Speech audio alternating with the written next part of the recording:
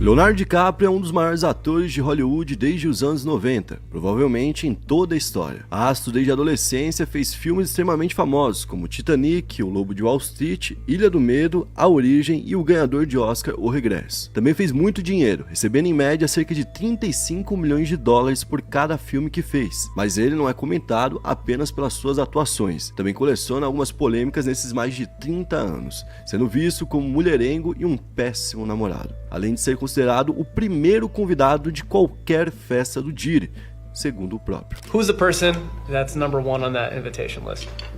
Leonardo DiCaprio. E a gente vai falar então do início da carreira do Léo, que já tem um ponto bem importante. Logo no início, ele participou de uma série chamada Growing Pains, que foi um dos primeiros trabalhos dele, e aqui ele teve contato com uma pessoa bem importante para essa história, que é o Brian Peck. O Brian Peck, inclusive, vai aparecer em outros vídeos futuramente aqui no canal, porque esse cara abusou de diversos atores mirins da Nickelodeon nos anos 90. Ele, inclusive, foi preso por apenas 16 meses, mas foi preso por abusar do Drake Bell, do Drake Josh. Então, em outro vídeo, a gente vai abordar esse tema do Drake Josh também. E nessa época, o Brian Peck tinha contato direto com o Leonardo DiCaprio e ele entrou no projeto aos 17 anos, em 92, na 7ª e última temporada do programa. O que a gente já sabe lá de início é que, assim como todos os outros atores que estavam ali expostos a ele, que eram atores mirins, o Leonardo também estava exposto a esse cara. Inclusive, tem até um vídeo bem esquisito deles, num set de filmagem, onde ele fica tocando o DiCaprio e fala que ele é o mais bonito e o mais hot dentro de Hollywood, entre todos os atores mirins. Hot lá, gente, literalmente quente, é um negócio, tipo assim, que você usa normalmente pra alguém que você tá com vontades, sabe? Tipo, você não fala, tipo,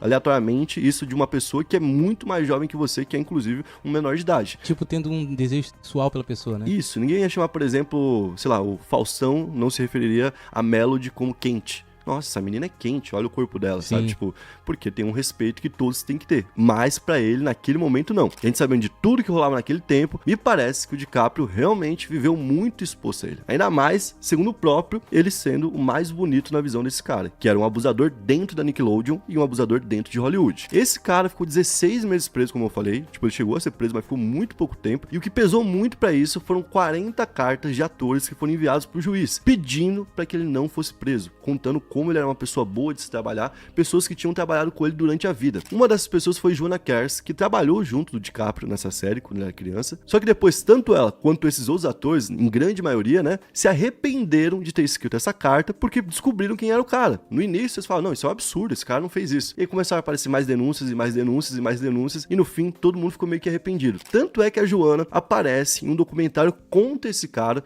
e que expõe ali tudo que acontecia nos bastidores da Nickelodeon, chamado Silêncio no Set. E dessa vez ela aparece denunciando ele. Então nesse primeiro contato, o DiCaprio poderia ter sido uma das vítimas dele. Um outro ponto curioso da carreira do DiCaprio é que quando ele era bem novinho ainda, ele estava ali se preparando para atuar em Titanic, ele participou de um filme chamado Dons Plus. Basicamente a pira do filme é que tem ali 3 jovens que se reuniram em um bar, que é um bar que realmente existe em Los Angeles, e eles iam ficar ali conversando sobre vida, sexo e coisas do tipo. Só que é um filme bem explícito, é um filme que basicamente tudo que eles falam hoje em dia seria cancelado, se é que a gente pode trazer isso pros dias atuais, e é um filme sem nenhum tipo de preparo. Esse filme foi gravado em 95, quando o DiCaprio tinha 21 anos, e ele é o maior motivo de vergonha da carreira do DiCaprio. Quem participou também desse filme foi o Tobey Maguire, que depois virou Spider-Man. Então quando os dois, um fazendo Spider-Man, o outro fazendo Titanic, se viram em filmes grandes, em projetos grandes, e tinham percebido que tinham participado daquela bomba, eles tentaram abafar o filme e impedir que o filme fosse lançado. Então o filme foi lançado em 95 e somente alguns anos depois que ele de fato foi lançado sem a autorização dos atores. O filme foi gravado em 3 dias, praticamente todo de improviso, o que pesa contra eles, porque no filme eles são extremamente machistas, o jeito que eles falam de mulher realmente é... tipo assim, só falando, vai parecer até que pode ser um negócio, o Fabio tá querendo problematizar o negócio. Não, vai lá e assista o filme, porque o filme tá disponível aqui no YouTube. Vai lá e veja o que é dito no filme. Esse filme foi feito todo no improviso, foi lançado, e quando foi lançado no cinema. Ele ficou 6 dias no cinema até ser proibido pelos atores. E aí, o diretor do filme, que era o Rob, que era amigo do DiCaprio, que tinha convencido ele a participar do filme, né? Entrou numa briga com ele judicial pra continuar com o filme sendo exibido, enquanto o DiCaprio sempre quis abafar. E ele conseguiu abafar. porque esse filme hoje é proibido nos Estados Unidos e no Canadá, literalmente proibido. Não pode ser exibido, é como se fosse um crime você exibir esse filme. E esse mesmo diretor, em 2016, voltou pra infernizar o Leonardo DiCaprio, porque ele subiu o filme no YouTube e falou, não, no YouTube eu vou colocar, o mundo todo pode ver, se vocês quiserem proibir nos Estados Unidos e no Canadá, tudo bem, mas o mundo todo vai poder ver, tanto que você pode pesquisar e ver. E foi nessa época, ele era muito jovem ainda, que tava participando dos primeiros grandes sucessos, Titanic, coisas do tipo, que ele começou a ter contatos com o Diddy. O Diddy que na época era uma estrela do rap, totalmente linkado ainda à imagem do Notorious Big e tudo mais,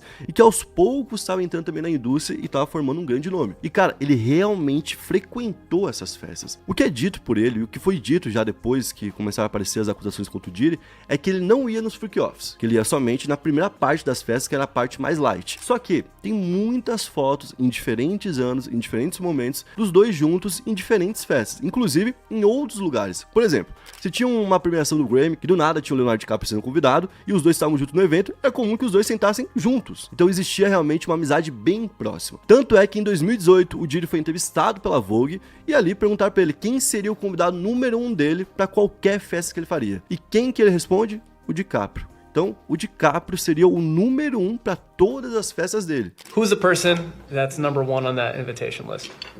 Leonardo DiCaprio.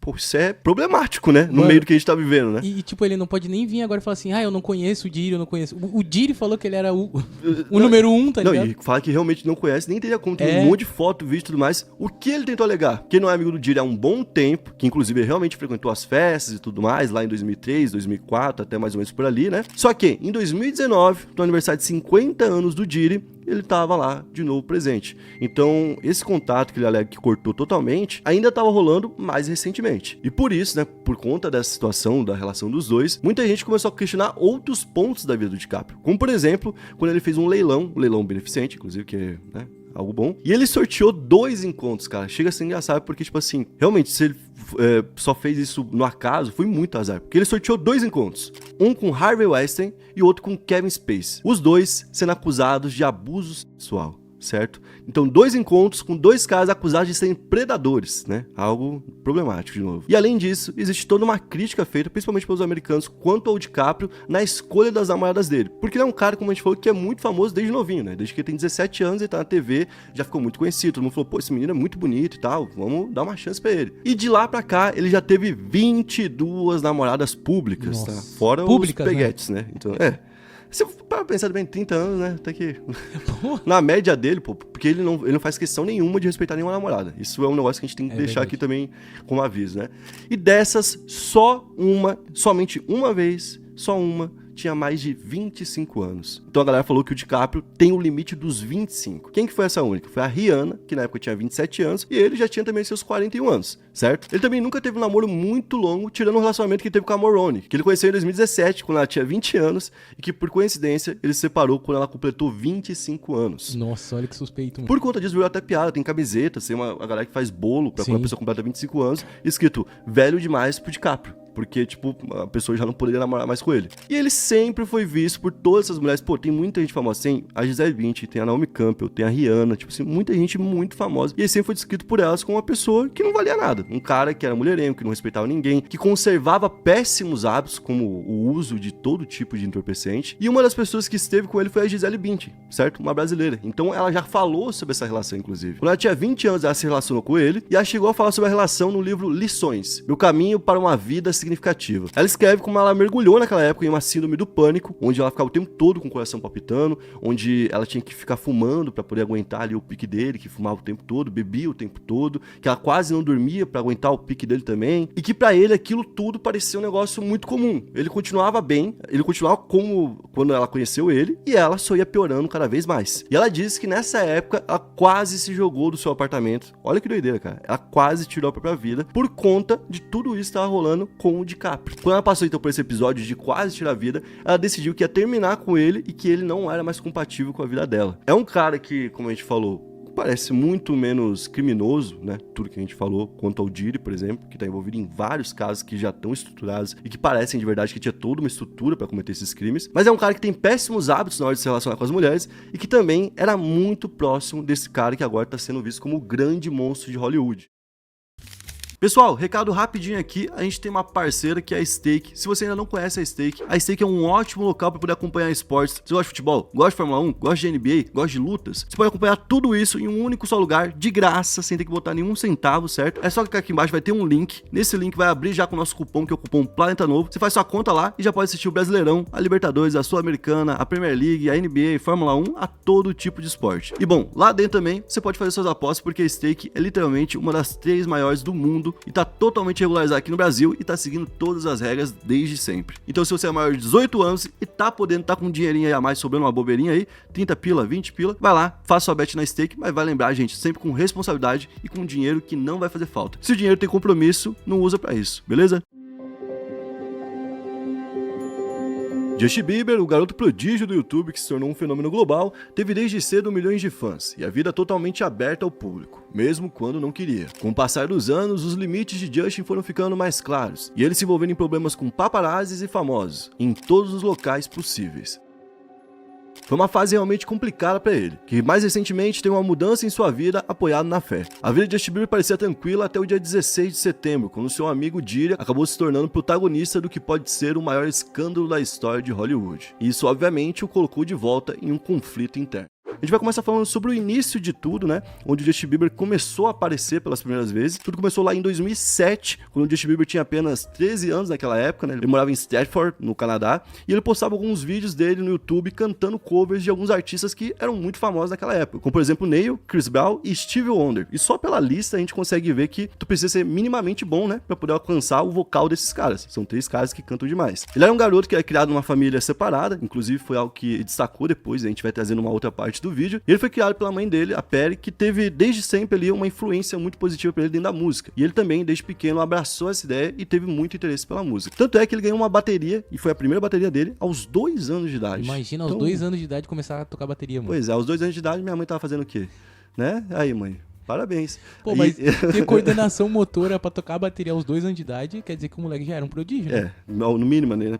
Nem que fosse só batucar aqui, já tá ótimo. E aos 12 anos, ele já participava de várias competições locais de talentos, e ele sempre foi incentivado pela mãe dele, que compartilhava os vídeos dele na internet. Foi através desses vídeos que a mãe dele colocou na internet, dos covers que ele fazia e também das competições que ele participava, que o empresário Scooter Braun descobriu ele. O Braun tava navegando pelo YouTube, aleatoriamente, não tava procurando ninguém, nem sabia da existência dele, quando se deparou com um dos vídeos do Justin Bieber. E aí, clicou lá e viu ele cantando Soul Sick ali do Neil, né? Ele ficou bastante impressionado e ele tentou entrar em contato com a mãe do Justin Bieber, que inicialmente ficou desconfiada das intenções dele, que não queria deixar, obviamente, o filho dele na mão de qualquer um, né? E após muita insistência, ele conseguiu convencer ela a levar o Justin Bieber pra Atlanta, que é um local mais propício para ele poder render dentro do mercado da música. Então ele foi literalmente de um cara que fazia cover, uma criança ali, tipo, talentosa, de um local, um nível muito regional, sabe? Diretamente pra mão de um cara que era enorme dentro da indústria da música e que queriam levar ele pra apresentar pra todos os caras que eram conhecidos dentro dessa indústria, pra mostrar, olha, eu tenho um cara aqui que realmente é talentoso. Tanto é que foi assim que ele conheceu o Usher que virou o padrinho dele, o maior padrinho dele, né? O Usher conheceu ele num estacionamento qualquer, assim, que não é assim que funciona, né? Você vai ver o talento de um cara cantando, você leva ele pra um estúdio, ainda mais o Usher, que tem acesso a milhões de estúdios, né? Tava com ele conversando então nesse estacionamento e ali mesmo o Justin falou, bom, vou cantar aqui e mostrar o que eu sei fazer. Cantou e o Usher falou, bom, agora eu tenho certeza que esse cara vai ser um fenômeno. E ali ele correu atrás de um contrato pro Justin Bieber pra manter ele por ali, pra ele não voltar lá pra cidade dele no Canadá, né? E ele fechou com a Island Records. Então nessa época ele começou a gravar algumas coisas, começou a produzir o que seria o primeiro som dele, o primeiro hit, né, que era On Time. E no final de 2008, com 14 anos, ele passou a promover essa música, lançando uma prévia no YouTube. Olha que doideira, né? As prévias no Brasil chegaram um pouco depois, né? Sim, bem depois, né? Bem depois. E no dia 7 de julho de 2009, um gap grande, né? Ele tava no final de 2008 divulgando e só no meio de 2009 que foi lançar. Então no dia 7 de julho ele lançou oficialmente a música e a música estreou na 12ª posição na Hot 100 da Billboard. E na época ele tinha contato direto com o Usher e tava pegando essa influência dos outros. Porque como a gente falou, ele era um garoto com violão, que sabia tocar, que tinha uma noção musical muito boa, mas que precisava ser lapidado. Então com isso o Usher foi até o mestre dele, o mentor dele, que na época era o Diddy. Tanto é que quando ele lançou On Time, ele já ganhou um presente do Diddy. A gente falou no outro vídeo, por exemplo, que ele ganhou uma Lamborghini quando ele fez 16 anos, que era uma promessa do Diddy. Vou te dar uma Lamborghini branca. Inclusive, nessa época que ele conheceu aqui, que ele tinha 14, provavelmente ele andou com uma Lamborghini branca, quem tinha era o Diddy. Então ele deixou o garoto andar, mesmo que não pudesse, certo? E aí prometeu, quando tu fizer a idade pra ter um carro, eu vou te dar o carro. E foi o que aconteceu. Quando ele lançou o One Time, o Diddy também deu um presente pra ele. Ele deu um jet ski como prêmio pelo primeiro hit. E ele sabia que era o primeiro de muitos, né? Então veio o ano de 2009, ele lançou My World, que era a música dele, que tinha a ver, né, totalmente, porque ele tava falando pro mundo todo. Naquela época, o Justin Bieber, cara, ele foi totalmente lapidado em ideias por pessoas, por pessoas adultas. Ele não tinha como controlar aquilo naquela época, não tinha como ter toda essa noção, né? Mas se você pega, por exemplo, ali o nome das músicas, os trabalhos que ele fazia, era tudo muito bem planejado. Por exemplo, Never Say Never, né?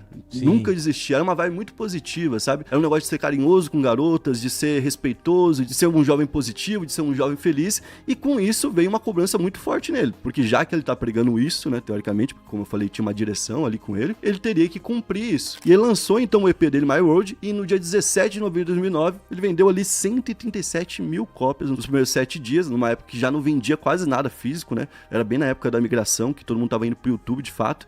E ele colocou 7 músicas do mesmo álbum no top 100. Coisa que ninguém tinha feito até então, cara. Então ele já chegou chutando balde, né? Na época ele teve colaborações importantes com o próprio Usher, com o Sean Kingston, que foi um hit que ele fez, né? E foi nessa época que rolou aquela festa de 48 horas, em que ele foi até o Diddy pra poder ficar com ele 48 horas, que era o tempo que ele poderia ficar legalmente, porque o Usher não tinha nenhum tipo de direito, sei lá, legal sobre o Justin Bieber, né? Coisa que o Diddy tinha sobre o Usher, quando o Diddy era padrinho do Usher. Então eles foram pra lá com esse limite de tempo, e aí, tipo, tem aquele famoso vídeo, né? Do Diddy falando que eles vão fazer coisas que ninguém pode saber. É no ano de 2010, então, que começa a aparecer aqui um outro nome importante na história dele, que é a Selena Gomez, e eles foram vistos pela primeira vez nesse ano, né? Quando a Selena tinha 18 anos e ele tinha 16 anos, e eles foram descobertos antes de namorar de fato, antes de ter alguma coisa séria, né? Isso porque sempre tinha um paparazzi por perto tentando fotografar os dois. Ela tinha muita fama, ela vinha da Disney, também era cantora, era famosa nos dois. Dá pra se dizer que talvez, de certa forma, ela era no mesmo nível dele, ou até maior naquele momento. E foi só no ano seguinte, no tapete vermelho do Oscar de 2011, que eles se assumiram, porque chegaram no local ali publicamente, mas continuavam querendo ter uma vida privada, não uma vida pública, né? E aqui vale a gente destacar o tamanho do fenômeno que o Justin Bieber era. Ele tinha ali uma onda de fãs, que são as Beliebers, né? Que inclusive é a junção de Bieber com Believe, que é meio que fé, né? Fé e Bieber. Então, tipo assim, é quase como se fosse uma religião mesmo, né? E que tinha algumas que eram um pouco extremas, né? Iam além do que era permitido, inclusive, legalmente. Com isso, quando ele começou a ter um relacionamento com a Selena Gomez, ela passou a ser perseguida por algumas dessas garotas que falam, ó, você tá com meu homem, você tá com meu marido, você tá com o cara que vai casar comigo algum dia. Imagina. Tá ligado? E, tipo, obviamente, ela era muito nova também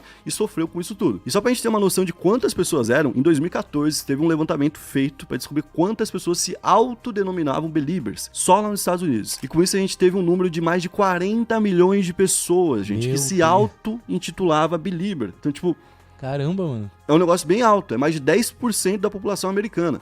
Isso só nos Estados Unidos, né? É, então. E nessa época, obviamente, tudo estava incomodando a Selena. Ela falou, então, publicamente sobre o assunto, o que aumentou ainda mais a perseguição com o casal. E toda vez que eles saíam junto ou que eles se viam, um tumulto se formava ao redor. Não importava onde. Se era num sítio, se era dentro de um hotel, se era num teatro reservado, eles podiam fazer o que fosse. De alguma forma, alguém ficava sabendo. E aí os paparazzi literalmente iam até o lugar, não ligavam pra leis, pra nada. Invadiam os lugares, quebravam janelas pra poder entrar nesses lugares. Meu Deus. Seguiam carros e até xingavam os dois algumas vezes pra ver se conseguiam uma reação do cara irritado ou desconfortável. Tipo assim, Justin, seu tal. Pum. E aí tira a foto, é do cara puto. Então, com tudo isso que tava rolando, a perseguição dos paparazzi, as brigas que ele começou a ter com esses paparazzi, né? A cobrança que ele tinha pra ser um jovem perfeito, pra ser um espelho, né? Pra todos os Estados Unidos. Ele acabou tendo cada vez mais dificuldade pra lidar com isso. Tendo problemas emocionais e descontando muitas vezes isso, né? Da pior forma possível, se envolvendo ali em várias polêmicas. Pra gente ter uma ideia, vamos lembrar de algumas. Como, por exemplo, quando ele mijou em um balde em um restaurante. Eu acho que isso aí a galera vai lembrar, certo? Também tem uma vez que ele mandou o Bill Clinton se fuder. Isso quando ele era bem novinho, bem nessa época aqui. O detalhe é que ele é canadense, então nos Estados Unidos isso não pegou muito bem. Tinha gente que queria que ele fosse expulso do país por conta disso. Ele chegou a participar de alguns rachas, inclusive algumas vezes bêbado, né? Meu Deus. Que ele aparecia bêbado de outras formas também, que era perigoso pra ele e pra outras pessoas. E como a gente falou, ele tinha muitas e muitas brigas com paparazzi. Em 2013, então, ele vem pro Brasil e no dia 9 de novembro, nessa passagem que ele tem por aqui, ele acabou sendo flagrado, né? Pichando um muro do Hotel Nacional, que fica lá em São Conrado, no Rio de Janeiro. E ele acabou sendo processado por conta disso, por pichação. Então, em 2017, por conta desse rolê aqui, ele concordou em pagar 20 mil reais ao INCA, né, que é o Instituto de Combate ao Câncer, como uma forma de punição pelo que ele tinha cometido. Além disso, ele seguiu se metendo em problemas por outros locais também, como por exemplo no início de 2014, no dia 9, bem no início mesmo, onde ele foi detido por vandalismo em Calabasas, que é um local de bilionários, né, só tem gente muito rica e muito poderosa morando por lá. Ele foi até um vizinho dele, que imagina o cara também tem poder, né, e tacou um monte de ovo na casa do cara, tá ligado? E ele foi obrigado então a pagar $80 mil pra esse cara, o que que parecia tudo irrisório, né? Porque Sim. era muito pouca grana perto do que tava entrando no bolso dele. Eu falei que no dia 9 de janeiro ele foi detido por isso. Dia 23 de janeiro do mesmo ano, logo em seguida, ele foi preso, dessa vez fazendo um racha com uma Lamborghini amarela. Inclusive foi a primeira vez que ele foi detido com alguma substância ilícita, né? Ele tava fumando maconha. Inclusive, é daí que vem essa foto dele preso, já com o macacão laranja e tudo mais, né? E agora eu não me lembro se ele tá rindo. Tem uma que ele tá rindo. Ele tá rindo, né? Quando ele foi pego pela polícia, inclusive, ele reagiu à polícia, ele não foi um cara que colaborou, tanto é que foi um motivo pra ele de vergonha por um tempo. Algum tempo depois, em 2021, ele chegou a postar um texto no Instagram falando desse dia aqui. Vou ler pra vocês. 7 anos atrás eu fui preso, não foi meu melhor momento. Não estou orgulhoso de onde eu estava na minha vida. Eu estava magoado, infeliz, confuso, com raiva, enganado, incompreendido e com raiva de Deus. Tudo isso para dizer que Deus me trouxe de um longo caminho. Desde então eu percebi algo. Deus estava tão perto de mim naquela época quanto está agora. Meu encorajamento para você é deixe seu passado ser um lembrete de quão longe Deus o trouxe. Então, hoje em dia, já com uma cabeça totalmente diferente, ele falou sobre esse momento e falou que foi um momento de virada para ele. Tanto é que nesse ano de 2014 ele ainda continuou fazendo algumas merdas e tal, mas já um pouco mais temente aquilo que ele tava fazendo, né? Sabendo que poderia dar nisso, que ele poderia acabar tendo uma foto preso novamente e que isso era muito ruim pra imagem dele. E em 2015 ele começa o ano, em janeiro, por exemplo, indo no programa da Ellen DeGeneres, onde ele vai pra pedir desculpas publicamente, e foi a primeira vez que ele fez isso, certo? Pra poder, de fato, ter essa mudança na imagem dele. E logo em seguida, no mês seguinte, em fevereiro, ele foi no The Roast, que é aquele fritado que tem aqui no Brasil, né? Que é um negócio que você vai pra ser zoado por todo mundo, fica lá, tipo, ouvindo todo mundo te zoar, que era uma forma de mostrar, olha, aquele cara do passado realmente merece ser zoado porque eu não sou mais ele, entendeu? Ele focou também nessa época no álbum Purpose e ele falou que ia ser uma forma dele pedir desculpa ao público por tudo que ele tinha feito. Mas claro que as polêmicas não pararam de uma hora pra outra, até porque tinha um monte de gente que vivia de criar a notícia do cara. Em julho daquele ano, por exemplo, ele foi proibido de ir pra Tulum, isso porque ele tinha ido até lá e escalado uns locais que não poderia escalar. Tem lá os montes e tal, né, as pirâmides, e provavelmente estava escalando nesses locais. Então no final do ano, em novembro, ele lançou Purpose e em janeiro de 2016 ele seguiu com uma turnê desse novo show, que era o show do novo álbum. E aqui vocês devem estar se perguntando, tá, e o relacionamento dele com a Selena Gomez, onde foi parar, né? Bom, ele desde 2012, muito no início ainda do relacionamento, já teve alguns problemas com ela, teve idas e vindas, né? E ele ficou nesse vai e vem por um bom tempo. Durante toda essa época, tudo foi se tornando muito público e eu imagino que as mágoas que eram para ser resolvidas entre ele foram ficando cada vez mais abertas e impediu que eles ficassem no relacionamento de fato. Tanto é que ela fez algumas músicas sobre ele, que são pra ele, algumas até já reveladas e outras mais secretas, né? Que o público que interpretou. E ele, da mesma forma, sempre citou ela nesses trabalhos dessa época aqui. Em 2017, então, enquanto ele estava ali ainda na turnê de Purpose, ele acabou no meio do ano pausando a turnê porque ele estava se sentindo exausto mentalmente. E foi nessa época aqui que ele buscou uma conexão com algo que pudesse ajudar ele a enfrentar tudo isso que ele sentia, né, cara? Essa cobrança que ele tinha de ser o cara perfeito, essa cobrança dele manter os números dele, que era quase que impossível, porque ele realmente foi um fenômeno muito grande quando ele era ali adolescente. E a cobrança pra ele não fazer o que muita gente faria tendo o poder que ele faz. Essa é a verdade, né? Então ele queria ser uma pessoa melhor e buscou uma igreja. Ele foi então para a igreja Hillsong. Essa é uma igreja recente lá dos Estados Unidos, não é uma igreja tipo centenário ou algo do tipo. Ela é do início dos anos 80 e ela tem a meta de ser uma mega igreja que vai estar no mundo todo, basicamente. Ela se espalhou por alguns países e ela partiu lá da Austrália. Quem criou ela então foram os australianos, certo? E ela tem uma mentalidade de ser mais contemporânea, inclusive no lado gospel ali, no lado da musicalidade, né? Essa igreja então montou ali algumas gravadoras e montou alguns grupos que fizeram sucesso na música. E ela acabou se desafiliando desse grupo da Austrália, né, em 2018, porque queria montar um novo tipo de cristianismo, chamado de cristianismo carismático. Olha que doideira. Né? Por conta disso, muitos famosos foram atraídos, como por exemplo Jay-Z, a família Kardashian e a própria Selena Gomez, e o Justin não era o primeiro a ir pra lá. Só que quando ele foi bastante criticado, indiretamente, porque a Hillsong já tinha ali alguns escândalos no nome dela, né? Porque os artistas da Hillsong já tinham feito vários tipos de merda, né? E o pastor Cerny, fundador da igreja, tinha sido processado num caso onde ele sabia de um pai que abusava de um filho, né? Durante 30 anos e acabou não denunciando isso. Então, por conta disso, ele foi afastado da igreja e isso foi algo até que rolou depois dessa entrada do Justin na igreja. Só que vale a pena pra gente contextualizar o que tava rolando por ali e o que a galera já denunciava naquela época, que poderia ter um histórico de abusos dentro da igreja. Inclusive, teve um cara que ele passou a andar, que é o pastor Carl Lentz, que também foi expulso da igreja em 2020. Isso por conta de adultério, mas depois a denúncia acabou se tornando até mais pesada do que isso. Uma denúncia foi feita por Leona Kimes, que era esposa de um outro pastor da igreja, que era o Josh Kimes, e a Leona tinha trabalhado com o babá do Lentz, que é o amigo ali do Justin Bieber, né? E o acusou de manipulação, controle, bullying, abuso de poder e abuso sexual entre os anos de 2011 e 2017. Inclusive, em 2023 saiu ali um documentário da FX, né? Que é um documentário chamado Os Segredos da Hillsong, onde mostrou tudo isso. E nesse documentário ele mesmo assume as acusações e ele fala que fez isso porque ele estava usando droga durante todo o período. Então imagina isso. Esse período engloba o momento que o Justin Bieber foi pra lá. inclusive, certo? Então esse cara era o cara que tinha ajudado a mudar a vida do Justin Bieber e foi um trauma pra ele, quando tudo apareceu lá em 2020. E em 2021, por conta disso, ele acabou trocando de igreja, ele abandonou a Hillsong e foi pra Church Home, que foi a nova escolha dele, que também era uma igreja de famosos, que basicamente funciona em Beverly Hills, né? E essa foi fundada por Judah Smith. Nessa igreja ele se encontrou e se manteve, inclusive tá lá até hoje. Uma outra parte que vale destacar da vida dele e que ajudou ele a mudar essa personalidade dele e a visão que o povo tem dele, é a relação que ele tem com a Hailey, que é com quem ele acabou se casando. Em 2009, eles tiveram o primeiro contato quando a Hailey era uma fã dele, que conseguiu conhecer ele com a ajuda do pai, que é um ator, o Stephen Baldwin. E na época ela tinha só 12 anos e ele tinha 15 anos. Foi uma foto rápida ali, uma fã com o ídolo, né? Mas um tempo depois ela voltou a ter contato com ele porque ela morava lá, ela é americana, né? Ela é filha de uma BR, inclusive tem essa curiosidade, mas ela é americana. E ela era amiga de alguns famosos, como por exemplo a Kendall Jenner. E a Kendall Jenner era amiga do Justin Bieber, certo? Então, através da Kendall, ela chegou no Justin Bieber e já em 2014, no meio daquele bafafá que ele tava ali com a Selena Gomez, ele passou a se encontrar com ela e, inclusive, ele passou o Réveillon naquele ano com ela. Ele foi flagrado e, quando foi perguntado se eles estavam juntos, ele falou que eles eram apenas amigos, até porque ele ainda tava meio que envolvido com a Selena. Mas em 2015, eles se assumiram e em 2016,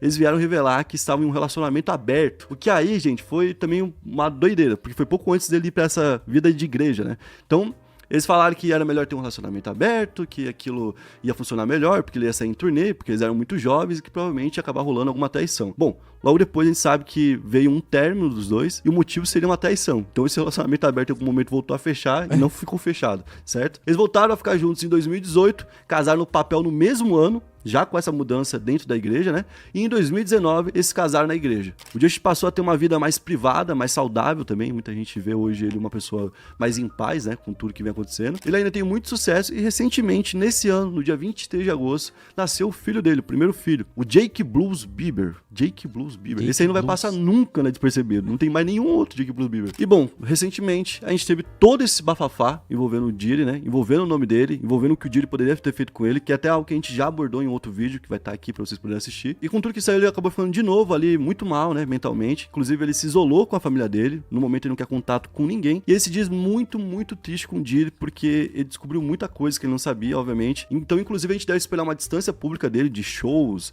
lançamentos, entrevistas e coisas do tipo, porque no momento, ele voltou a sofrer muito, parecido com o que tinha acontecido lá com o Lentz em 2020, né, quando ele também foi exposto.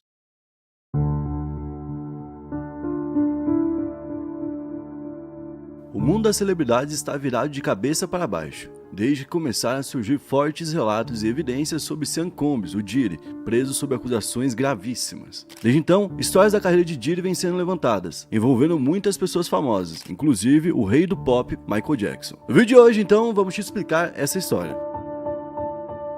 Bom, a gente vai falar então sobre Michael Jackson e essas teorias partem das inimizades ou dos algozes do Michael Jackson durante a vida dele, né? Muita gente vai lembrar, por exemplo, que o Michael Jackson ficou famoso muito pequenininho, que o pai dele teve uma relação muito conturbada com ele, que era uma relação abusiva desde pequeno. Quando ele tinha 5 anos, ele já era o aço da família, toda a família dele cantava, basicamente todos eram artistas e mesmo assim ele era o aço, ele era quem tinha o destaque e por isso ele tinha responsabilidades a mais. E nessa época ele não foi abraçado, nessa época ele não foi acolhido, né? Numa época que ele era mais frágil, na época que ele estava tendo os primeiros contatos com o mundo, né? Ele foi discriminado, foi sempre debochado pela aparência dele, e depois, quando ele passou a ser útil com a voz dele, com o talento dele, o mundo passou a abraçar ele, mas isso já tinha marcado Michael Jackson, tanto é que ele sempre levantou a bandeira de proteção às crianças, tanto é que ele protegia até o rosto dos próprios filhos, não deixava ir pra mídia porque ele sabia do perigo que isso tinha. Mas ele teve outras desavenças durante a vida, inclusive na questão profissional. Uma dessas pessoas, um desses algozes, é Tommy Mottola. Esse cara foi presidente da Sony Music por 15 anos. A gravadora era quem tinha o contrato com o Michael Jackson. Além disso, o Tommy também era marido da Mariah Carey, que era uma amiga muito próxima do Michael. E segundo o relato do próprio Michael, Mariah contava muita coisa da vida dela pra ele, mostrando como o Tommy seria um marido realmente tóxico. E quando a gente fala tóxico, não é num nível pequeno, é um nível realmente muito grande e impressionante que a gente já vai descrever. Então o Michael sempre soube desses podres do Tommy, né? E teve um momento bem marcante nessa história, em um show de 2003, quando o Michael interrompeu o show pra fazer um discurso do nada. E esse discurso foi feito contra a Sony e especificamente contra o Tommy. O Michael avisou que ele estava se desvinculando da Sony e que naquele momento a gravadora não abria mão dos direitos que não pertenciam mais a ela. O Michael falou que não poderia estar falando aquilo, mas que precisava revelar um segredo.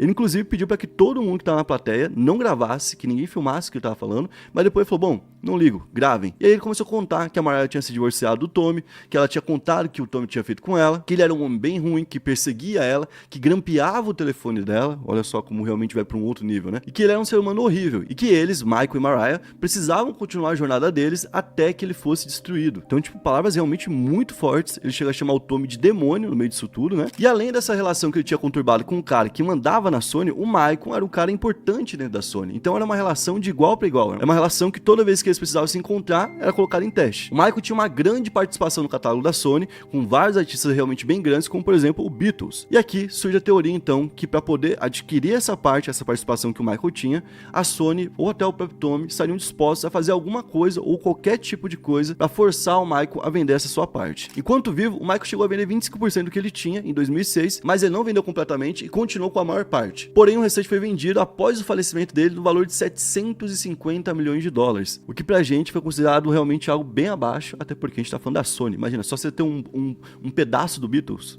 né? Quanto que não vale? E aqui o nome do Diddy começa a aparecer nessa história porque ele tinha uma gravadora que era a Bad Boys Records, que era um braço da Sony. Isso porque ele tinha uma relação muito forte com o próprio Tommy. Ele era amigo do Tommy. Então guardem essa informação e já vamos resgatar ela. Um ponto que a gente tem que resgatar agora é que em 2003 o Michael foi acusado e investigado por abusos sexuais contra crianças. E aí apareceram algumas supostas vítimas, não uma, mas algumas, né? Alegando que foram abusadas por ele. Algumas delas realmente tinham uma convivência com ele, tinham um histórico de contatos com o Michael. E naquela época, como a gente falou, o Michael levantava uma bandeira de proteção às crianças pelo que ele tinha vivido.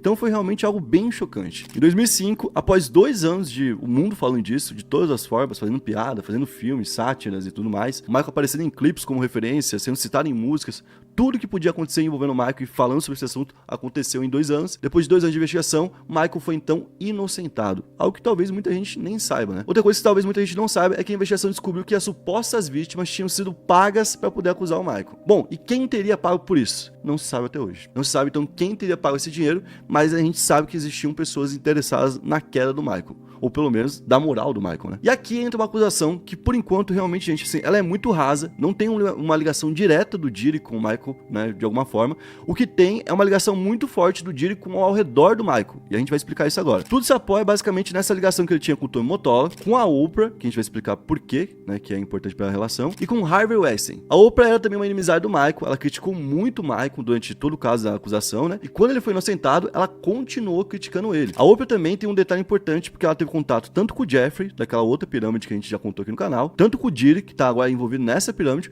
quanto com o João de Deus. Então, muita gente até levanta o nome dela como algo suspeito aí, né? E ela, junto do Harvey e outras pessoas, foram financiadores do documentário Living Neverland, de 2019, que trouxe novamente à tona o assunto, né? Sendo que já tinha sido provado falso. Então, mostra que pelo menos existia uma disposição muito forte, né? Contra o Michael Jackson, porque isso aconteceu, inclusive, depois que ele tinha falecido, né? Bom, o Harvey também era próximo do Diddy, como a gente falou, também era amigo do Diddy, e ele também é uma pessoa que foi condenada por diversos crimes sexuais anos depois. Agora entra o nome de uma outra pessoa que teve ligação entre o Diddy e o Michael. O nome desse cara é Fahim Muhammad. Ele é o chefe de segurança do Michael na época do seu óbito, e anos depois ele se tornou o chefe de segurança do Diddy, o que é algo até comum, né? O cara tem experiência e tudo mais, então, né? Vou contratar o cara. Né? Até porque também o cara que trabalha com o Michael Jackson passa uma credibilidade. Sim. Só que, segundo o processo do produtor Lil Rode, que trabalhou com o Diddy em 2022 e 2023, e acusou ele de assédio sexual e agressão, o Fahim seria conhecido como resolve problema. Ele abafa todo tipo de problema e pessoas. Ele fala abafar, inclusive, entre aspas, né? Ele abafa os problemas e pessoas. Inclusive, ele seria o cara que resolveria qualquer tipo de problema com a polícia de Miami ou da Califórnia, que são locais bem distantes um do outro, tá, gente? Então ele seria um cara com muitos contatos, e o detalhe maior é que esse cara não é tão velho assim. Quando ele era o chefe de segurança do Michael Jackson, ele tinha 21 anos, cara. O que não é tão comum, né? É muito Vamos para pensar, um cara com 21 anos, ser o chefe de segurança do Michael Jackson,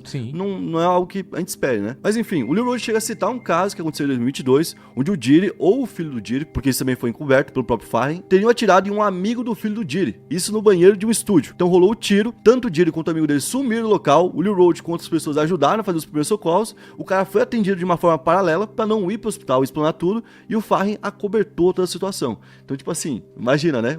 Os caras deram um tiro em alguém e falaram, não, isso aqui não vai sair na mídia. A gente vai dar um jeito aqui, a gente vai fazer uma cirurgia no cara aqui, mas não vai sair daqui. E voltando ao assunto do Fahim, ele esteve na casa do Michael Jackson no dia do seu falecimento, no dia 25 de junho de 2009. Naquele dia, o Michael não estava conseguindo dormir, que era um problema, inclusive, corriqueiro que ele já tinha, e ele pediu pro médico dele, que era o Conde Murray, injetar Propofol nele, que é uma substância sedativa sedativa, normalmente é indicada para indução de anestesia, ou seja, não é usado para dormir. Isso mostra que a necessidade do Michael era realmente muito alta naquele momento para poder dormir. E o Murray injetou nele uma grande quantidade, 25 mg, e o Michael então dormiu. Então o Murray teria ido até o banheiro e quando ele teria voltado minutos depois, ele teria percebido que o Michael não estava respirando direito. Nesse momento o Murray não ligou para emergência, certo? Que é um negócio a se desconfiar, pois segundo ele, não havia um telefone fixo na casa e porque ele não sabia o endereço exato para poder passar, que é uma desculpa bem esfarrapada, bem mal contada, né? Pô, mano, o cara era médico particular do Michael Jackson. Mais fácil ele não ter ligado porque ele fez uma merda, né? Sim. Porque ele induziu o cara ali a dormir de uma forma que não era pra ter feito. E logo depois, quem teria chegado no quarto, inclusive a primeira pessoa a ver toda a situação, seria o Farren. Ele chegou no local e teria visto ali o Murray muito nervoso tentando reviver o Michael. E essa é a versão mais aceita. Só que outras versões, inclusive, foram investigadas pela justiça. Como, por exemplo, uma versão onde o Murray poderia ter deixado o caminho livre, saído ali do local mesmo, ido até o banheiro, como a gente falou, ter deixado a medicação ali pingando enquanto o Michael já estava dormindo, e ali deixado espaço pra alguém vir e adulterar.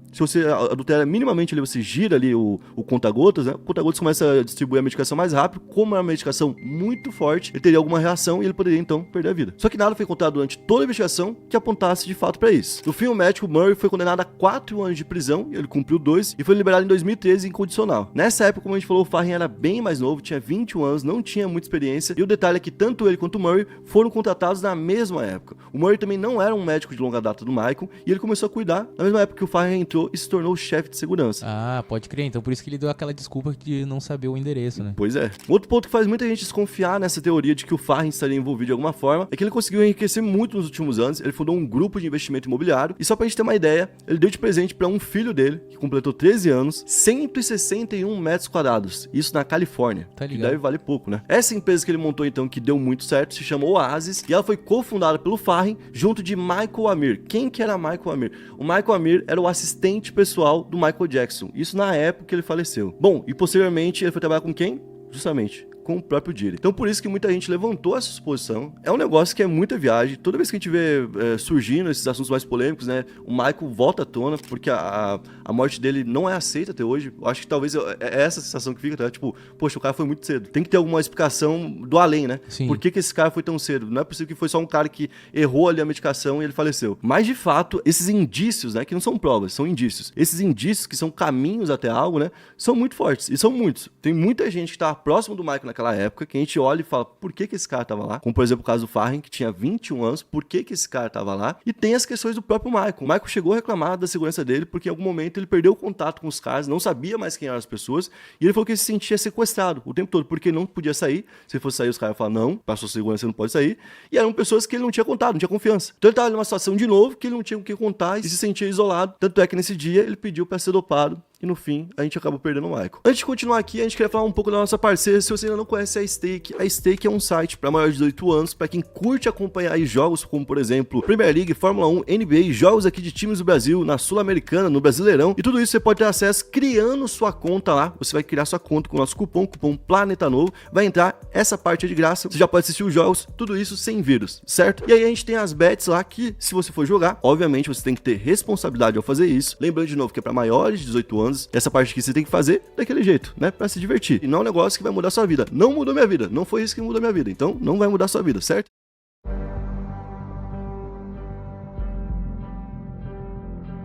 Will Smith é uma das celebridades mais bem-sucedidas do século XXI. Iniciando sua carreira com sucesso na música, ficou conhecido mundialmente como ator, protagonizando a série O Maluco no Pedaço e outros grandes sucessos de Hollywood. Mas nessa semana ele virou notícia por outros motivos, relacionados com sua vida pessoal e as ligações com Sean Combs, o Diddy, que foi preso neste mês. Então no vídeo de hoje iremos entender qual que é o envolvimento de Will Smith com Puff Daddy ou Diddy. Então vamos para esse vídeo, que é um tema que tem muitas alegações rolando pelo TikTok, de vídeos onde o Will aparece fazendo algo suspeito, algo no mínimo ali estranho, né? E a gente não vai trazer esse lado porque fica muito em cima do que são suposições. A gente vai trazer o que minimamente foi formalizado como uma denúncia ou como uma acusação, e aquilo que a gente consiga trazer como imagem para mostrar para vocês. Ó, isso aqui aconteceu em tal dia, tal momento, em tal lugar, beleza? A gente vai começar falando sobre Orlando Brown. O Orlando Brown que é conhecido aqui no Brasil por ser melhor amigo da Raven em As Visões da Raven, e que trabalhava naquela época, quando era muito jovem ainda, dentro da Disney. Ele é um cara que já passou por vários problemas, já cometeu até alguns crimes, e ele recentemente, em 2021, apareceu falando que o Will Smith violentou totalmente dele. Isso justamente nessa época ele era criança e estava participando das gravações. Ele falou o seguinte: você me violentou quando eu era criança e ainda tenta sair livre disso. Como assim? Eu estou sentado bem aqui. Toda vez que eu te vejo, eu quero cortar seu pescoço. Bom, as pessoas ficaram com o pé atrás quanto a isso porque ele se provou bem maluco nos últimos anos. Em 2016 ele foi preso pela primeira vez após um caso de violência doméstica, né, contra a namorada dele. Quando ele foi preso nesse primeiro ano, ele foi encontrado dentro da prisão com metanfetamina, mostrando que continuava sendo um problema mesmo preso, né? Em 2018, ele já solto foi preso novamente após entrar sem permissão no restaurante de um amigo dele e trocar as fechaduras do restaurante. Coisa de maluco, né? Coisa de... Em 2018, ele também foi preso depois que ele não foi a uma audiência, a polícia foi atrás dele e o que ele fez? Tentou picar o lote ali de bicicleta. Tentou fugir. De bicicleta. De bicicleta, Vai cara. conseguindo. E ele também foi em 2018 preso por invadir a casa de um outro amigo quando ele quebrou as janelas da casa para poder fazer isso. Além de 2022, ele ter sido preso acusado de tentar agredir o irmão adotivo dele. Então ele é um cara que inclusive ele é excluído da mídia lá de fora. Tu não vai ver inclusive matérias em inglês falando sobre ele. É bem difícil. Bem pouco. É aqueles caras que, tipo, as pessoas meio que decidem de, não, esse cara vamos parar de noticiar, ou tipo, vamos meio que não dar bola. Porque, tipo, fez muita besteira, aí falam que ele meio que tenta sempre tentar chamar atenção de alguma forma pra se manter, né, em alta. Então tem esse lado que meio que ignora, assim, um pouco ele. Mas tem o fato também que ele falou isso em 2021, quando na época ninguém tava falando sobre o Will Smith ou algo do tipo, né? Então também tem essa questão temporal que faz muita gente levantar agora como uma suposição. Mas eu tenho até um exemplo muito bom que é válido para aqui e é válido para todas essas suposições. Quando a gente tem uma grande notícia, a gente precisa de grandes provas para poder falar, não, de fato isso aconteceu. Eu vou dar um exemplo que deixa fácil de entender. Eu chego aqui e falo, Philos, caiu um avião. Aí o Philos vai falar, onde caiu o avião? Fala, não, eu não sei ainda. Não, mas que avião caiu? Eu também não sei. Mas esse avião é de qual empresa? Eu tava indo pra onde? Também não sei. Então, como que você tá falando que caiu um avião? Então, pra você ter uma grande notícia, você precisa de uma grande prova, você precisa de uma grande certeza pra poder passar aquilo. O que ele fez não foi noticiar sobre algo que aconteceu com outra pessoa. Por isso que tá aqui. Ele falou sobre algo que aconteceu com ele mesmo, que teria acontecido com ele. Então, é uma acusação direta contra o Will Smith, que foi feito por alguém que, como a gente falou, não tem muita moral, essa é a verdade, mas que ao mesmo tempo fez essa acusação. E aí a gente vai partir pra um outro ponto que pode corroborar e trazer um pouco de veracidade para isso, que são os freak-offs. Segundo a CNN, além de serem amigos próximos, o Will Smith e o Diddy, né, faziam ali a organização dos freak-offs. O que eram os freak-offs? Eram o after, né? Era aquela parte mais obscura das festas do Diddy, que acontecia depois das festas normais. Ele era um cara conhecido por isso. Ele era um baita produtor que tinha contato com todo mundo, então ele sabia também fazer muitas festas, desde muito novinho, né? Com 19, 20 anos, ele já estava produzindo festas, inclusive antes de ser famoso. Então ele tinha essa fama, e depois do Oscar, depois do Grammy, ele sempre tá fazendo alguma festa por ali, certo? Então é muito normal a gente achar uma foto de qualquer tipo de celebridade com o Diddy. Então, que todos os famosos dos Estados Unidos parece que já tem uma foto com o Diddy. Não só dos Estados Unidos, mas até pessoas que vão pra lá, né? Acabam indo pra eventos dele. A Anitta, por exemplo, já fez uma live com o Diddy e tudo mais, por conta, né, dessa relação de música e também de festas. E depois dessas festas, a gente sabe que tinha ali, então, os freak-offs, que seria o momento mais obscuro. O Will Smith participaria e seria um dos casos que ajudaria a organizar o evento. A CNN trouxe isso e quem falava sobre o assunto era aquela Jaguar White, que também é uma pessoa que não tem tanto crédito assim, porque foi dada como louca há um bom tempo, mas que não é tão louca, por exemplo, quanto o Orlando Brown, e certo? Porque várias coisas que ela falou estão surgindo agora como... E se confirmando, né? E o Diddy foi preso e algumas das coisas que tem aí no processo, ela já tinha comentado. Então, não dá pra dizer que ela só fala mentira. Se ela falou algumas verdades, pode ser que tem outras, né? Ela falou, inclusive, que conseguiu confirmar com um ex-segurança do Will Smith, né, que ele tocava em meninos, que naquela época ele tinha muito contato com crianças e que ele aproveitava da situação pra poder tocar. Então, tipo assim, as acusações que ela faz são realmente muito pesadas e a gente já vai voltar a falar sobre ela. Mas o que acontecia nesses freak-offs de forma prática, né, que o Will Smith supostamente participava e até organizava? Eram basicamente maratonas sexuais, é o melhor termo que a gente pode usar, porque as pessoas tinham que ficar ali se expondo fisicamente, inclusive, a ficarem longas horas e até dias, né, em relações sexuais. Normalmente eram mulheres ou homens famosos que iam até lá para ficarem dopados e sendo usados sexualmente ali por garotos de programa, que o próprio Diddy contrataria. E por que as pessoas aceitavam participar disso? Algumas queriam participar e outras não. As que não queriam participar eram intimidadas ou com a carreira, ele apelava e falava, eu vou destruir tua carreira, tu nunca mais vai fazer nada, tu vai sumir porque todos os maiores contatos do show business estão no meu bolso, estão aqui na minha mão. A pessoa não ia se arriscar daí, né?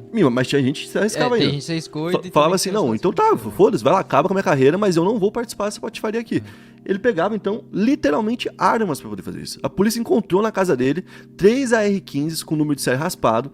Gente, nos Estados Unidos você compra uma arma, literalmente no Walmart, no mercado, em qualquer lugar. Lá não é um local que é difícil você ter uma arma. Nem é proibido você ter uma arma em casa. Inclusive, se uma pessoa bota o pé na sua casa, você pode descarregar sua arma na pessoa, porque tá escrito na Constituição deles que eles podem fazer isso. Então não é um país que você precisa ter uma arma com número de série raspado, certo? Né? Um país que é difícil você ter arma e por isso você precisa pegar uma lá no meio criminoso. Por que ele tinha uma arma dessa? É o primeiro, né, ponto que a gente tem. Talvez ele não só ameaçar as pessoas, como realmente a intenção de, caso alguém se negasse, né, a fazer aquilo, usar aquela arma. Porque a arma tinha o cano raspado. Isso é um detalhe realmente bem importante. Mas bom, nessas maratonas, as pessoas ficavam tão cansadas, como a gente falou, elas eram obrigadas a fazer isso, que eles dopavam então as pessoas, ejetando nelas pra continuarem. Tem até um filme que é o Serbian Film, que é o pior filme da história, né? Que lá é a história de um cara que ele era um ator desse tipo de filme, e ele foi, tipo, contratado por pessoas pra fazer filmes adultos. E aí ele chega no local e, na verdade, não eram filmes adultos, eram filmes fetichistas, né?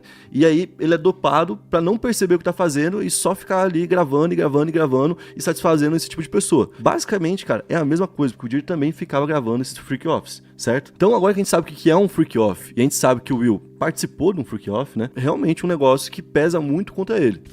E quando o Will participou efetivamente? Teve uma festa que rolou em 28 de agosto de 2004, que aconteceu numa residência privada do Diddy lá em Miami, e foi uma festa que naquela época já deu muita polêmica. Por quê? Porque tinham imagens do Diddy e outros convidados da festa comendo comida que estava em cima de uma mulher nua. Tinha uma mulher nua, totalmente peladona, são absurdas, né? Só com uma folhinha naquele lugar. E em cima dela tinha ali uvas, tinha coisinhas e tal, quitutes pra pessoa chegar, pegar e levar embora. E o mais doido, gente, é que essas fotos ficaram públicas em 2004. Então, tipo assim, essa foi, digamos assim, a parte neutra, a parte de boa dessa festa, do Freak Off. Nessa festa a gente tem fotos do Will Smith por lá, ele tá junto do Diddy, e inclusive aparece numa mesa junto com o Diddy e o Bruce Willis. Bruce Willis é um nome que a gente pode destacar também, por quê? Porque ele é um dos caras que foi citado em um outro grande caso, que é o do Jeffrey, e a gente não vai falar o resto, porque senão o canal cai. Né? Basicamente o Jeffrey, que também tinha ali um esquema e uma pirâmide do tipo, muito parecido com a do Diddy, né? Baseado em chantagem, pessoas famosas e coisa do tipo. Trazer pessoas pra fazer coisa errada, né? Exato. Tinha ali muitas vítimas e muitas delas falaram sobre o que aconteceu. Uma delas foi a Joana Gilbert, que disse que ele se gabava, o Jeffrey se gabava, de amigos ricos e poderosos que tinham visitado a ilha. Como, por exemplo, Bruce Willis. Então ela citou o nome do Bruce Willis por lá e o Bruce Willis também tá presente por aqui nessa festa, certo? Isso não quer dizer diretamente nada, mas é algo pra gente, né, começar a prestar atenção. E agora que a gente sabe que o Will participava disso, você pode se perguntar, bom, o Will não é um cara casado? Como é que ele ia pra tanta festa? Como é que ele participava de momentos sexuais, assim, onde que tava a esposa dele? Ela não ligava pra isso, ela tava junto com ele. E aí a gente entra, então, na vida amorosa do Will. Em 95, o Will terminou o primeiro casamento dele. Naquela época, a esposa dele terminou com ele, não teve papo, e foi isso. No mesmo ano, ele conheceu a Jada Pinkett, que é a atual esposa, certo? Com quem ele se casou, então, lá em 97, há muito tempo atrás. O Will falou pra ela, pra Jada, que não queria divórcio. Na primeira vez que ele casou com a Sherry, ela conseguiu divorciar dele porque não ouviu ele. Mas a Jada já propôs divórcio pro Will e ele nunca quis. Então até hoje eles são casados, por exemplo. E dentro do relacionamento deles tem várias coisas que poderiam ser chamadas de red flags, né? Que hoje em dia é o termo que fala, né? Pra tipo, opa, essa pessoa talvez não seja muito saudável pra mim. A Jada era muito próxima do Tupac, até aí tudo bem. Ela era uma amiga dele, estudou com ele e tudo mais. Foram pra Califórnia juntos pra, né, começar a carreira e tal, então tinha realmente um laço forte. Mas em algum momento eles também tiveram coisas além de uma amizade. Isso é público. E quando ele faleceu, ela ficou muito triste. O Will ficou do lado, deu o ombro pra ela chorar. Ficou ali como um amigo, ficou como um parceiro dela, né? E nessa época já, no ano de 96, quando o Tupac falece, muita gente começa a zoar o Will por ser corno. O Will, tipo, tá lá dando o ombro pra ela chorar porque o ex-namorado dela faleceu, tá ligado? Que era uma piada cá entre nós nesse momento insensível, né? Porque realmente o Tupac era um amigo dela, tinha falecido, normal. Né? Até aí, tudo normal. Só que ela sempre continuou falando do Tupac, do quanto ela amava o Tupac, de que o Tupac, do jeito que ela falava, parecia que o Tupac era o homem da vida dela, e não o Will. E o Will nunca se opôs a isso. E ele continuou sendo zoado, então, desde aquela época, de 96 pra cá, gente. A gente tá falando de quase 30 anos sendo zoado. Recentemente, um outro ponto importante é que os dois se separaram na prática. Eles já namoraram até com outros nesse meio termo, né? Mas continuam ali, como a gente falou, legalmente casados, porque nunca o Will não quer divorciar. Né? Inclusive, muita gente fala que enquanto eles eram um casal, eles, por serem os dois bissexuais, e aí já é uma parte realmente de especulação, de teoria, teriam convidado pessoas pra participar do relacionamento deles. E uma dessas pessoas teria sido a Jennifer Lopez, que namorava o Diddy nessa época. E o Diddy não teria gostado nada disso. O Diddy, alguns anos depois, foi no Jimmy Kimmel. O Jimmy Kimmel é uma entrevista mais descontraída e tudo mais. E ele falou do nada, tipo assim, eles estavam rindo, até doido. Eles estavam rindo, pá. Aí do nada o Jimmy Kimmel veio pra é verdade que o... E aí solta essa, tá? E aí o Diddy fala, bom... Eles conversam, né? Que loucura é essa e tal? Eu pensava que aqui era um local mais... Você era meu amigo, né? Ele fala. Eu pensava que você era meu amigo, um local mais confiável, que eu podia vir aqui e tal. E ele dá uma desconversada. Ele não responde, confirma, né? e nem também nega, negou, né? Mas o rumor mais forte de que o Will tenha tido ali um relacionamento por fora do casamento dele seria com um outro ator, que seria o Dwayne Martin, um ex-assistente do Will, que é o Brother Bilal, realmente tem esse nome, ok, certo? Passou. Vamos passar, somos adultos. Em uma entrevista, o Brother Bilal disse que já flagrou o Will, junto com o Dwayne, em atos sexuais. Que ele já viu os dois juntos. Na época isso ficou muito em alta e a Jada teve que falar sobre, ela foi até numa entrevista na época, porque ela tava lançando a autobiografia, né? Então ela precisava aparecer publicamente e ela foi meio que, tipo assim, na época ela tinha que aparecer pra anunciar o livro, veio essa notícia. Então ela foi obrigada a falar sobre isso. E todo mundo que perguntava sobre, ela fala, bom, isso é mentira e quem falar sobre a gente vai processar. E é isso. Vem então o famoso momento do tapa do Will no Chris Rock lá no Oscar, né? Onde o Chris Rock faz a piada sobre a Jada e o Will Smith levanta, vai até lá e dá um tapa na cara dele. Agora que a gente sabe de tudo isso que tava rolando, de toda essa pressão que tava rolando da mídia americana em cima dele, em volta do relacionamento dele, Tanto que ele já teve que ouvir, né? a gente entende o porquê que ele deu tapa. Na real, o Chris Rock pagou, né? Foi o boi de piranha, famoso. Pelo país inteiro, né? Tipo assim, Pagou pelo país inteiro, exatamente.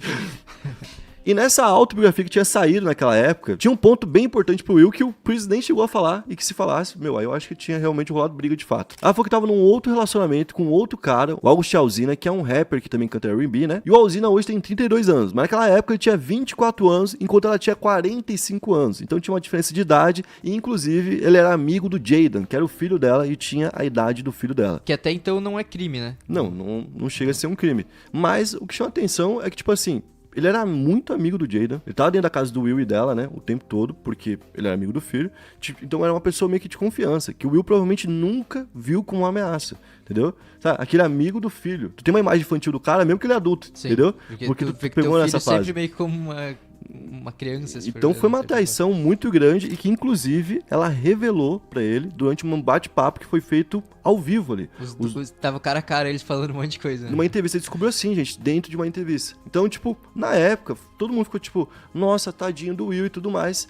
E aí, se a gente voltar um pouco lá em 95, quando acaba o primeiro casamento dele, muita gente falava que o casamento teria acabado, porque a esposa dele daquela época teria encontrado o Will com outro homem na cama e por isso teria acabado o relacionamento. Ela mesma veio a público, fez questão de desmentir isso, falou que era mentira, né? Mas o boato lá nos Estados Unidos, principalmente, continuou por um bom tempo e muita gente tenta justificar que essa relação tóxica que ele mantém, na verdade, é porque ele não faria questão de ter relação com nenhuma mulher. Ele seria liga, meio que né? Fachada, né? E falam que outras celebridades têm isso, né? Porque falam que não podem assumir ou não se sentem... Não que não podem, né? Mas por algum motivo motivo desencorajados. Mas... Só que aí também, gente, é realmente totalmente especulação. Por enquanto a gente não tem uma confirmação disso. Pode ser que em algum momento ele apareça e fale. A gente já teve o caso, por exemplo, do Rick Martin, que era um cara que tinha 2 filhos e tal, todo mundo sempre tinha visto ele como um cara hétero, e ele apareceu um dia e falou, gente, na verdade, eu sou gay. E agora a gente entra num ponto realmente muito crítico disso tudo. Por quê? Porque nessa época que acusam o Will de estar ali se aproveitando de pessoas, como por exemplo o Orlando Brown, de estar ali em contato com crianças, uma das crianças que poderia ser vítima dele seria o próprio filho dele, o Jaden Smith. Essa é uma acusação muito séria e muito pesada, então a gente não pode simplesmente vir aqui e afirmar algo sobre isso. Mas essa é uma versão, é uma acusação feita pela Jaguar White contra o Will. Ela realmente falou que ele teria feito isso. Ela disse que o Will violentou o Jaden e também o Mac Mill, colocando mais uma outra pessoa famosa dentro dessa situação. Bom, partindo de tudo que a gente falou então, surgiram vídeos do Will ali junto com o Jaden, quando ainda pequeno, né? Em eventos, festas, programas de TV, e em muitos ele aparece agarrando o Jaden, pegando no rosto dele e beijando na boca dele de uma forma intensa e muitas vezes forçada. É realmente esquisito, no mínimo, né? Tipo, é uma situação que acontece.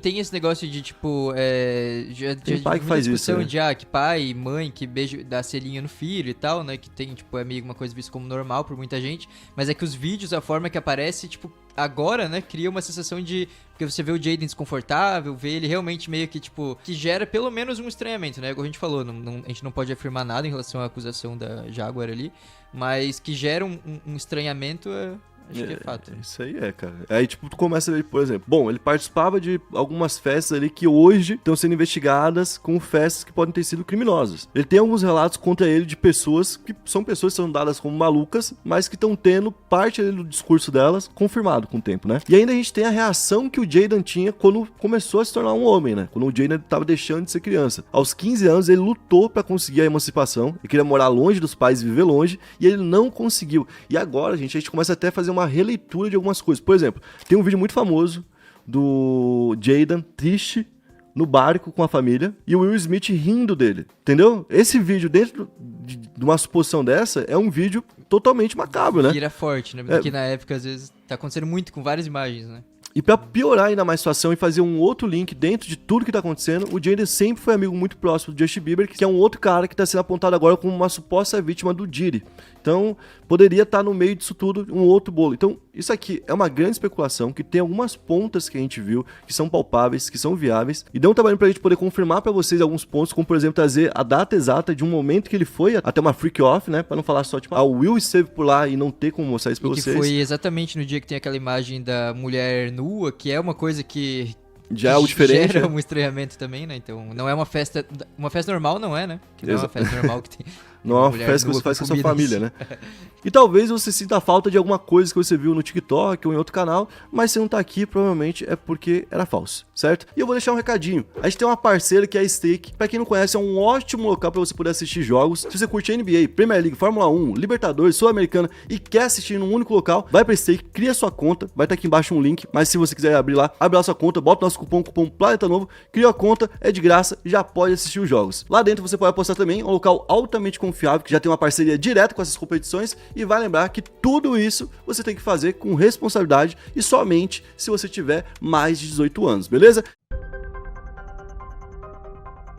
Tony Buzbee é o advogado que representa centenas de acusações contra Diddy, que está preso desde setembro por inúmeros crimes. Ao longo dos últimos meses, várias outras celebridades foram ligadas aos supostos crimes, mas nada formal. Até agora. Neste domingo, Shawn Carter, o Jay-Z, foi acusado formalmente de ter participado de um crime de violência sexual. E a vítima desse suposto crime seria uma garota de apenas 13 anos. No vídeo de hoje, então, vamos entender essa história.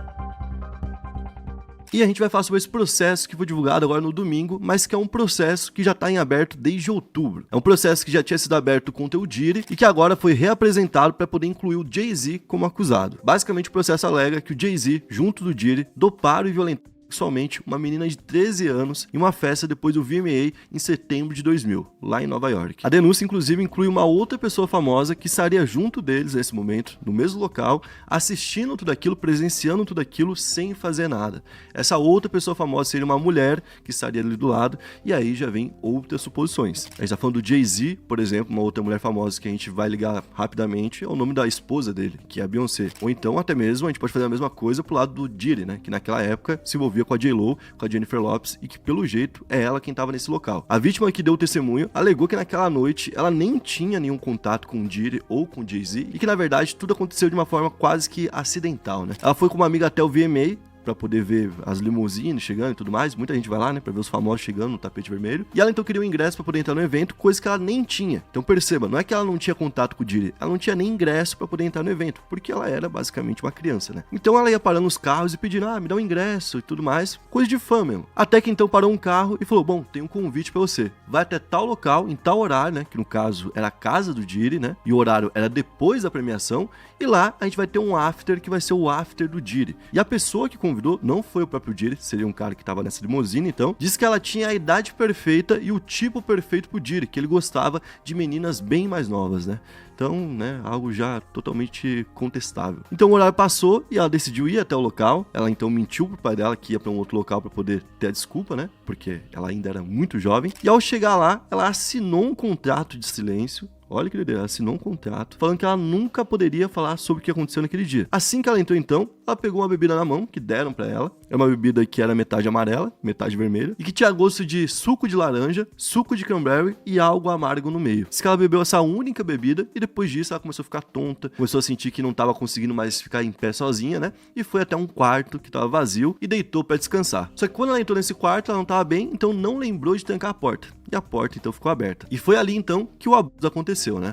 O Diddy e o Jay-Z teriam entrado no quarto com uma celebridade mulher, né, que é sempre apontada, e o Diddy teria agarrado ela e dito: você está pronta para a festa? E isso ali com muita raiva e, segundo ela, com um olhar que era quase como do demônio. Apesar do Diddy ter tomado a iniciativa e ter feito agarrado ela, que seria o primeiro abuso sexualmente dado de fato seria então o Jay-Z, e é aqui que entra a denúncia contra ele. Logo depois, então, o Diddy fez a mesma coisa e ele ainda tentou forçar ela a fazer sexo oral nele, coisa que ela resistiu, agrediu o pescoço dele, e então ele soltou ela e deixou que ela não fizesse isso. Detalhe, tinha essa mulher muito famosa que estava lá, mas tinham outras pessoas que eram anônimos que também estavam lá e que também viram. Talvez não sejam pessoas anônimas, talvez sejam pessoas que ela não reconheça, que ela não sabe quem são, mas são pessoas que talvez tenham algum tipo de poder. Até porque era uma premiação logo depois do VMA, que tinha muita gente famosa, e quem tava lá provavelmente era anônimo, mas tinha grana, né? Tinha poder de alguma forma. Podia não ser também. Não era um cara que tava passando na rua, ainda, né? Pois é. E ela fala que depois que isso aconteceu, então, ela pegou as roupas que ela tava na mão, ainda nua, saiu andando pela casa nua, com todo mundo vendo e tudo mais, e ela ficou ali atordoada, tonta, procurando uma saída. Quando ela achou a saída, ela saiu do local ainda nua,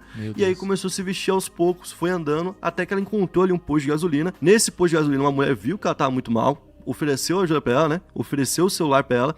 Ela então ligou pro pai dela e aí falou: pai, eu menti, eu não tô onde eu falei que eu tava, vem aqui me buscar, eu tô em tal local. O pai foi até lá e aí, bom, de lá pra cá, ela desenvolveu uma depressão muito forte, que inclusive ela mantém até hoje. É isso que ela fala no testemunho dela dentro desse processo. Diferente de tudo que aconteceu até agora, porque o Jay-Z não foi a primeira vez que ele foi linkado a um dos casos do Diddy, né? Até porque ele é um cara que realmente teve bastante parceria com ele musical. Então ele teve a presença dele em diferentes eventos. Tem lá em 2000, 2001, 2002, 2003, 2004, né? Quase que todos os anos confirmando a presença dele. Então, tipo assim, é um cara que já tinha uma proximidade com ele. Só que ele não tinha respondido nada. Tudo que tinham falado tinha passado como se fosse, tá todo mundo dando de maluco porque o Jay-Z não vai nem falar sobre isso. De tão maluquice que é. Dessa vez não. Ele respondeu imediatamente. Ele usou o perfil da empresa dele, que é a Roc Nation, e acusou o Tony, que é o advogado, né, de todas essas vítimas que no momento estão acusando o Diddy, de ser um ser humano deplorável, dizendo que ele tá tentando chantagem contra o Jay-Z. Pra trazer um contexto que é válido, o Tony é conhecido nos Estados Unidos por basicamente pegar ali processos coletivos de pessoas que foram de alguma forma prejudicadas por uma grande empresa, tipo, sei lá, a Apple, né? A Apple vai lá e vende 1 bilhão de celular pro mundo. Desses 1 bilhão, 15 deles explodem. Ele reúne essas 15 pessoas e consegue 100, 200 milhões de dólares. Ele é esse cara. Então, ele já é conhecido assim nos Estados Unidos, inclusive ele já processou muita gente, como por exemplo o Travis Scott, quando deu aquele BO lá do show dele, que 9 pessoas faleceram e tudo mais. Então, ele é um cara bem conhecido por lá. Esse tipo de discurso do Jay-Z pega pra muita gente, porque ele já é conhecido como um cara que tira dinheiro dos outros, entendeu? E o Jay-Z falou que as acusações são muito fortes, que realmente são, né? E que se são tão fortes, por que ele não tá com um processo contra ele na ala criminal, né? Uma queixa criminal, e não na ala civil. Porque ele falou que quem comete esse tipo de crime deveria estar preso. Você não concorda? Então, faça um processo contra mim na ala criminal. E o Jay-Z também fala sobre o momento que ele vai viver agora, onde ele vai ter que falar com a esposa dele, vai ter que falar com os filhos dele, e que inclusive a filha dele, a Blue Ivy, de 12 anos, é quem mais vai sofrer com isso, porque tá indo pra escola e vai se perguntar, né? Bom, seu pai é um criminoso, sua mãe é uma criminosa, e aí, né? E agora, né? O que vai sobrar você? Os dois vão ser presos. O Tony, então, vendo isso, também respondeu, e ele falou o seguinte: o documento fala por si. Vai lembrar que boa parte desses documentos estão protegidos pelo sigilo judicial, né? Então, tem muita coisa que ainda a gente não sabe, e que o próprio Tony jura de pé junto, que tem lá vídeos de pessoas famosas, que tem fotos de pessoas famosas,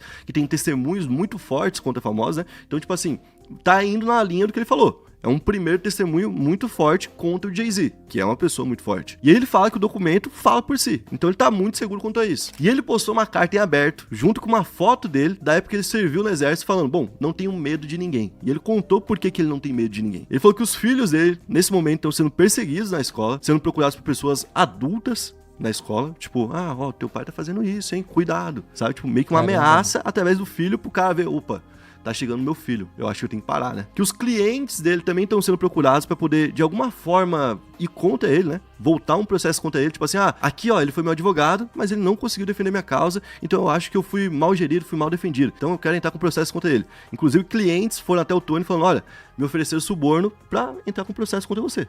falando que você foi uma pessoa que me abusou de alguma forma. E, inclusive, funcionários e amigos também receberam essa mesma proposta e foram perguntados sobre o assédio ali, se ele teria cometido em algum momento, ou se ele teria sido uma pessoa violenta, ou seja, estão ali investigando a vida dele pra ver se encontra algum tropeço pra, né, poder incriminar ele. Mas ele fala que mesmo que façam isso, ele vai continuar ali defendendo essas pessoas e, inclusive, é um cara, como eu falei, que já tem experiência e deve continuar firme mesmo. A próxima pessoa que pode cair agora, então, é a Jennifer Lopez, porque ela era a namorada do Diddy nessa época e, inclusive, tava com ele nesse evento, no dia da festa do VMA. Como foi um evento público, né, é fácil de confirmar. É só ver quem tava com ele naquele dia. E a festa, inclusive, rolou no local onde teve o evento, que foi em Nova York. Então não teve muito tempo para poder se separar um do outro. Provavelmente pode ser ela, inclusive ela tá já enroscada em outras situações, mas isso é papo para um outro vídeo. Pessoal, recado rapidinho aqui, a gente tem uma parceira que é a Stake. Se você ainda não conhece a Stake é um ótimo local para poder acompanhar esportes. Você gosta de futebol? Gosta de Fórmula 1? Gosta de NBA? Gosta de lutas? Você pode acompanhar tudo isso em um único só lugar, de graça, sem ter que botar nenhum centavo, certo? É só clicar aqui embaixo, vai ter um link. Nesse link vai abrir já com o nosso cupom, que é o cupom Planeta Novo. Você faz sua conta lá e já pode assistir o Brasileirão, a Libertadores, a Sul-Americana, a Premier League, a NBA, Fórmula 1, a todo tipo de esporte. E bom, lá dentro também você pode fazer suas apostas, porque a Stake é literalmente uma das 3 maiores do mundo e tá totalmente regularizado aqui no Brasil e tá seguindo todas as regras desde sempre. Então, se você é maior de 18 anos e tá podendo, tá com um dinheirinho aí a mais, sobrando uma bobeirinha aí, 30 pila, 20 pila, vai lá, faça sua bet na Stake, mas vai lembrar, gente, sempre com responsabilidade e com dinheiro que não vai fazer falta. Se o dinheiro tem compromisso, não usa pra isso, beleza?